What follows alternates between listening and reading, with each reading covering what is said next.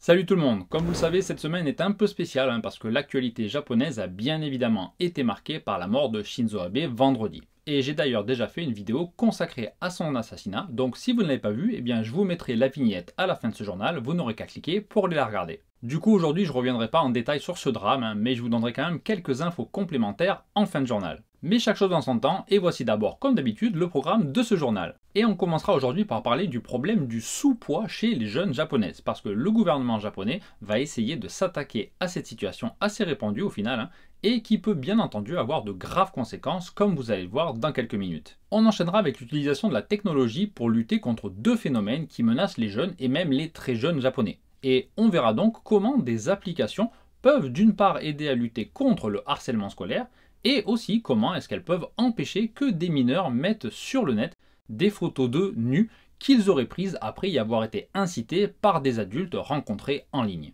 Ensuite, je vous parlerai bien évidemment des élections qui ont eu lieu aujourd'hui au Japon. Je vous expliquerai rapidement pourquoi les Japonais sont allés voter et je vous donnerai aussi quelques infos sur le déroulement du scrutin à la mode japonaise.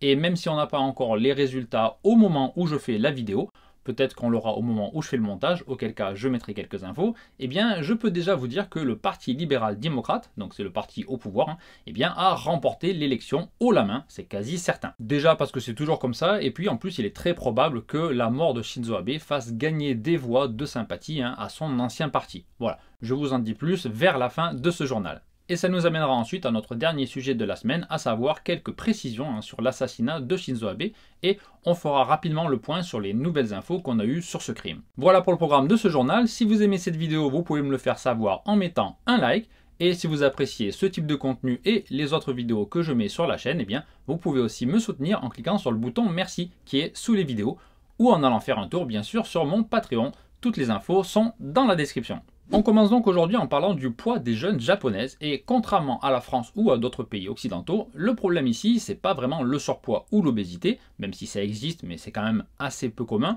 eh bien c'est le contraire puisque le souci c'est le sous-poids. Et le gouvernement a même annoncé la création d'un groupe de recherche pour enquêter sur les habitudes alimentaires et sur le style de vie des jeunes japonaises, justement pour essayer de comprendre un peu ce phénomène et de faire baisser le nombre de jeunes femmes qui sont en sous-poids au Japon. Le ministère de la Santé compte d'ailleurs utiliser les données récupérées par ce groupe pour mieux comprendre ce qui se passe et pour essayer de convaincre les jeunes japonaises de l'importance d'avoir un poids normal et aussi pour faire de la prévention sur les risques que peuvent entraîner des régimes excessifs ou pas très équilibrés. Parce que je vous apprendrai probablement rien, mais trop limiter son alimentation peut entraîner de la malnutrition, de l'anémie et même évidemment de l'anorexie. Voilà.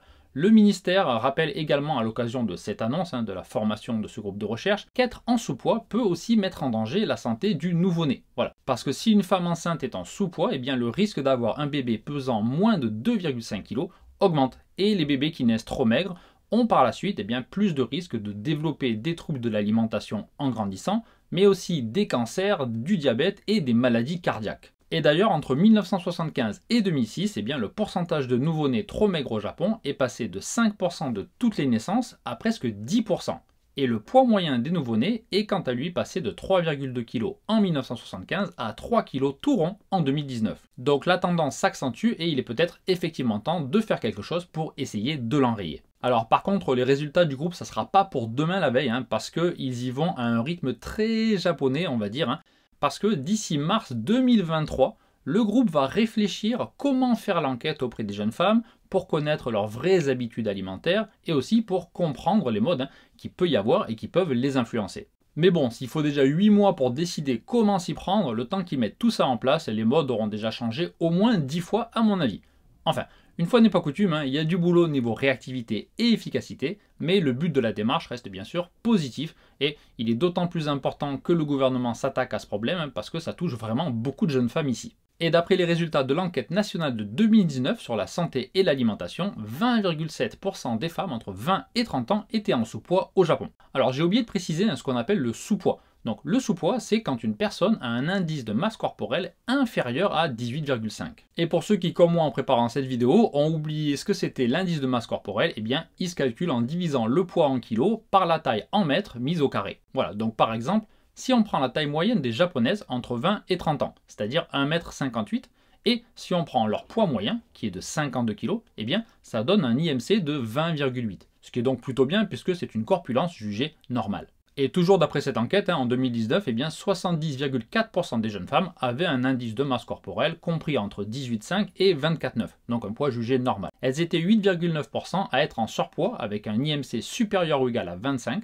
et 20% d'entre elles avaient un IMC inférieur à 18,5, donc elles étaient en sous-poids. Et le Japon fait d'ailleurs partie des pays développés ayant le taux le plus élevé de jeunes en sous-poids. Alors en 2013, le gouvernement de l'époque avait déjà lancé un programme sur 10 ans pour faire passer ce taux de sous-poids chez les jeunes femmes sous la barre des 20%, mais vous vous doutez bien que si on en reparle aujourd'hui, c'est parce que ça n'a pas fonctionné. Et quant aux causes de sous-poids, eh bien rien de très spécifique au Japon, vous vous en doutez peut-être, mais comme partout ailleurs, eh bien c'est à cause de la culture de l'image, aux médias et à la société dans son ensemble, qui impose l'idée que la minceur est synonyme de beauté. Et d'ailleurs au Japon, beaucoup de célébrités japonaises ont un IMC de 18 ou de 17, ce qui influence du coup les jeunes à vouloir leur ressembler, et même parfois les très jeunes. Parce que ce phénomène serait le plus fort au collège, entre 12 et 15 ans, et même avant, puisque 18% des filles entre 6 et 14 ans seraient déjà en sous-poids. Bon, dans cette tranche d'âge, on peut aussi imaginer que l'influence des parents y est forcément pour quelque chose, même si ce n'était pas précisé dans l'étude. Et bien sûr, pour les jeunes filles, en plus de vouloir ressembler aux célébrités, il y a aussi, et peut-être même surtout, la peur de subir du harcèlement à l'école et d'être mise à l'écart. Si on est un peu plus grosse que la moyenne, ou si on n'a pas un physique comme les autres, eh bien, il y a ce risque d'être mise à l'écart par les autres élèves. Et j'en ai déjà parlé dans d'autres journaux, donc vous savez que le harcèlement scolaire est un vrai problème au Japon, et que la réaction des profs et des autorités est trop souvent complètement à la ramasse, il n'y a pas d'autre mot, quand ils ignorent pas même carrément les faits et se rendent parfois complices des agresseurs en ne faisant absolument rien pour aider les victimes. Mais heureusement, il y a quand même quelques tentatives pour améliorer la situation et pour essayer de détecter quels enfants sont mis à l'écart par leurs camarades et sont donc forcément susceptibles d'être harcelés. Voilà, il y a certains établissements qui font maintenant appel à la technologie pour identifier ces enfants à risque. Et je vous en parle tout de suite dans notre deuxième sujet, consacré donc à l'utilisation de la technologie pour lutter contre le harcèlement scolaire, mais pas seulement. Et donc pour lutter contre le hijime, le mot japonais qui désigne les violences et le harcèlement à l'école, il y a d'abord la société NTT, donc NTT, qui est une énorme boîte japonaise qui a récemment mis au point une technologie pour détecter donc les premiers signes de harcèlement dans des classes où les élèves utilisent souvent des tablettes. Alors a priori c'est pas dans les établissements publics, enfin en tout cas ça m'étonnerait beaucoup parce que en général les établissements publics n'ont pas un rond et que ça va pas en s'arrangeant, mais il y a de plus en plus de collèges ou de lycées privés dans lesquels les enfants ont chacun un iPad ou un ordinateur et ils ont souvent des tâches à réaliser dessus. Et c'est là que ce logiciel entre en jeu, puisqu'il va analyser les interactions entre les élèves. Par exemple, il va compter le nombre de commentaires ou le nombre de likes reçus par un élève de la part des autres élèves. Et ensuite, il va illustrer les relations entre les élèves pour montrer qui est isolé. Voilà. Comme ça, les profs peuvent voir qui communique pas beaucoup avec les autres et peuvent essayer peut-être d'intervenir pour améliorer les choses. Il y a aussi une autre société basée à Tokyo qui a développé une application dans laquelle les élèves peuvent choisir leur état de santé et leur humeur tous les matins parmi 4 options. Et ces informations sont ensuite envoyées à leur professeur. Et l'appli peut aussi servir à faire des enquêtes sur le harcèlement et récupérer comme ça des informations directement des élèves. Voilà. Encore une fois, de bonnes intentions, mais ça dépend bien sûr entièrement sur la volonté des élèves de dire la vérité en utilisant ces applications. Et comme pour l'application anti-pervers dont j'ai parlé la semaine dernière, il faut bien comprendre qu'au Japon, c'est très difficile pour certains jeunes, et encore plus des très jeunes, de parler de choses intimes et sensibles avec des adultes, que ce soit un prof ou même un proche d'ailleurs. Du coup, voilà, avec cette application, un jeune peut faire comprendre à ses professeurs que quelque chose ne va pas simplement en appuyant sur un bouton. Ce qui est, vous le reconnaîtrez, nettement moins difficile pour un enfant que de prendre son courage à deux mains et d'aller parler à un prof à l'école, surtout si les élèves qui le harcèlent sont pas loin. Alors on pourrait se dire que ça ne sert pas à grand chose tout ça, ces applications, et qu'on n'a pas forcément besoin d'une appli ou d'un logiciel pour voir quel enfant est isolé ou quel enfant est victime de violence dans une classe. A priori, si on fait un peu attention, ça doit quand même se voir assez facilement. Mais si vous avez vu mon petit journal du 6 juin, où je parlais du rythme de travail des profs dans les établissements publics, vous savez qu'ils sont surmenés de chez surmenés, puisqu'on avait vu qu'il y avait certains profs qui faisaient plus de 80 ou 100 heures supplémentaires par mois. donc ils ne sont pas forcément en très bonne forme et ils ne sont pas forcément en état d'être très attentifs. Et ça inquiétait d'ailleurs pas mal d'entre eux. Voilà, si vous n'avez pas vu cette vidéo, je vous mettrai là aussi une vignette à la fin du journal, vous n'aurez qu'à cliquer dessus. Alors juste une petite précision, dans cette vidéo, je disais que les heures sup au trans c'était surtout pour les profs dans le public. Mais en fait, il y a aussi pas mal de profs dans le privé qui font à bloc d'heures supplémentaires. La différence, c'est qu'ils sont bien payés.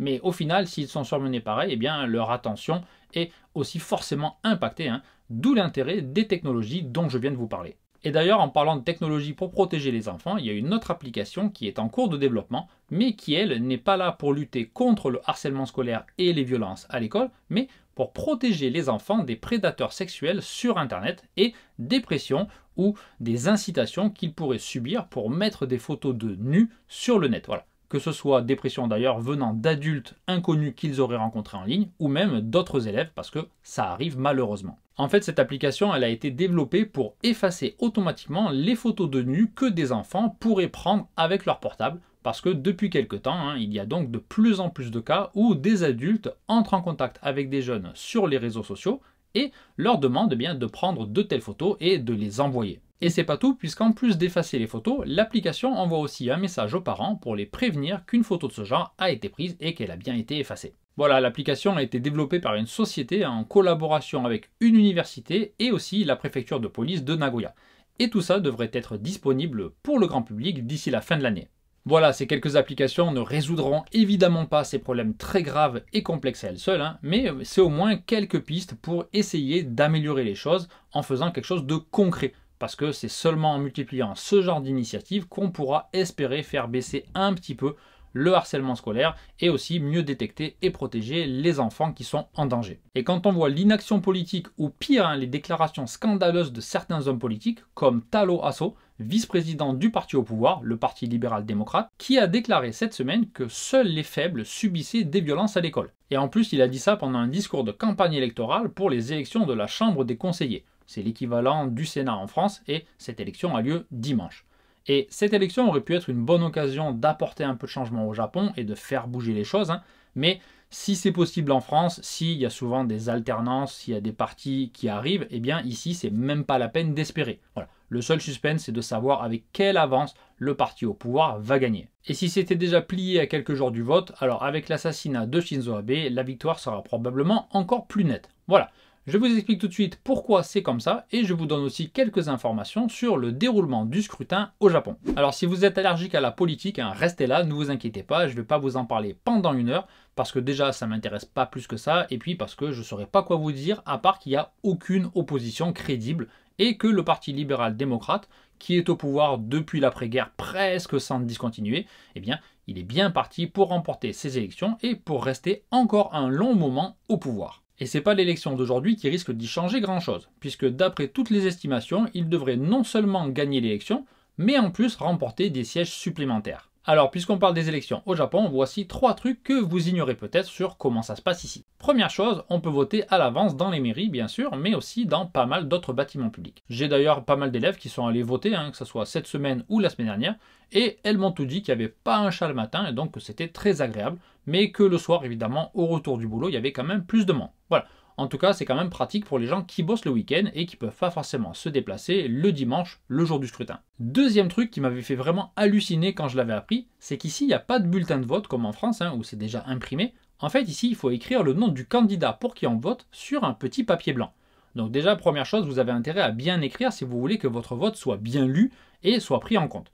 Et surtout, tenez-vous bien, on doit écrire ça au crayon en papier. Oui, pas au stylo, c'est interdit, il faut absolument écrire ça au crayon en papier. Alors moi je trouve ça un peu hallucinant, dites-moi ce que vous en pensez dans les commentaires, mais ici tout le monde trouve ça normal. Du coup, pour truquer les élections, si vous avez une gomme, vous pouvez facilement effacer et réécrire. Enfin voilà, même si je pouvais voter, je pense que j'irais pas voter rien que pour ça. J'aurais trop peur que quelqu'un gomme mon bulletin et écrive quelque chose d'autre à la place. Ce qui m'amène à la troisième info qui ne va étonner personne, je pense, mais les étrangers ne peuvent évidemment pas voter au Japon à aucune élection. Voilà. Si je voulais voter, je devrais prendre la nationalité japonaise, ce qui est d'ailleurs assez simple a priori, mais il faudrait abandonner la nationalité française. Donc non merci, surtout que le seul avantage, ça serait de pouvoir voter. Donc c'est quand même assez limité, on va dire. Voilà pour ces 3 détails, mais pour en revenir à l'élection de dimanche, c'est celle de la Chambre haute ou la Chambre des conseillers. Et c'est donc, comme j'ai dit tout à l'heure, l'équivalent du Sénat français. Et comme en France, au Japon, il y a une deuxième chambre, qui est la Chambre des représentants, ou chambre basse,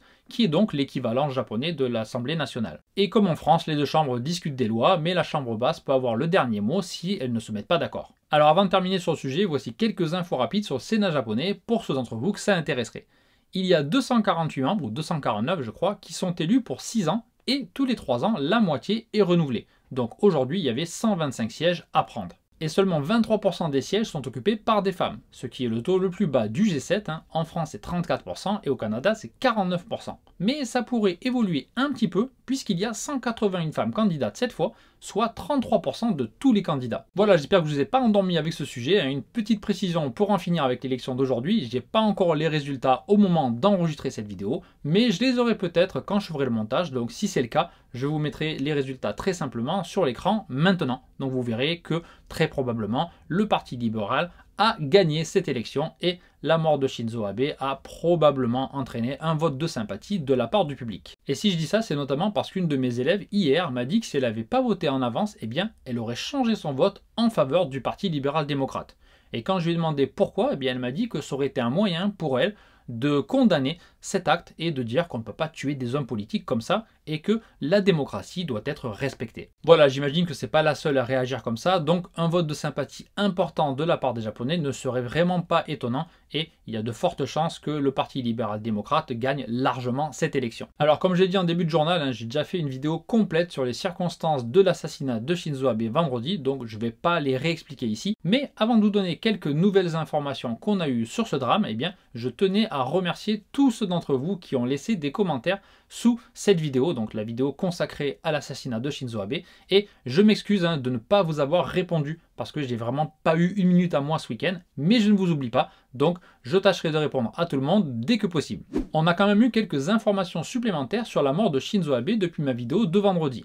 Et on a appris notamment que le tueur aurait bel et bien voulu s'en prendre à la base au chef d'un groupe religieux, plutôt d'une secte, qui aurait ruiné sa mère parce qu'elle aurait fait beaucoup de dons à ce groupe. Et le siège de ce groupe était non loin de l'attaque qui a eu lieu donc, et il s'agirait apparemment de la secte Moon, même si les médias japonais n'en parlent pas trop, et comme l'agresseur, donc le tueur, croyait que Shinzo Abe avait des liens avec ce groupe et qu'il le soutenait, eh bien il aurait décidé de le tuer à la place. Et comme vous le savez, il a eu aucun mal à le faire, parce que d'après certaines sources, il se serait approché à 3 mètres de lui dans son dos, et donc la sécurité qui était en place au moment de l'attaque est fortement mise en question depuis l'incident. La police de Nara a dit que la demande de sécurité pour le discours avait été faite très soudainement et qu'ils allaient enquêter pour savoir s'il y avait assez de policiers sur place ou non. Et apparemment Shinzo Abe n'aurait été protégé que par un policier armé et spécialisé dans ce genre de mission et par quelques autres agents, mais la police de Nara a refusé de dire le nombre exact d'agents qui étaient sur place. Alors en général au Japon, les hommes politiques les plus importants sont protégés par des officiers de la police de la sécurité, qu'on appelle SP,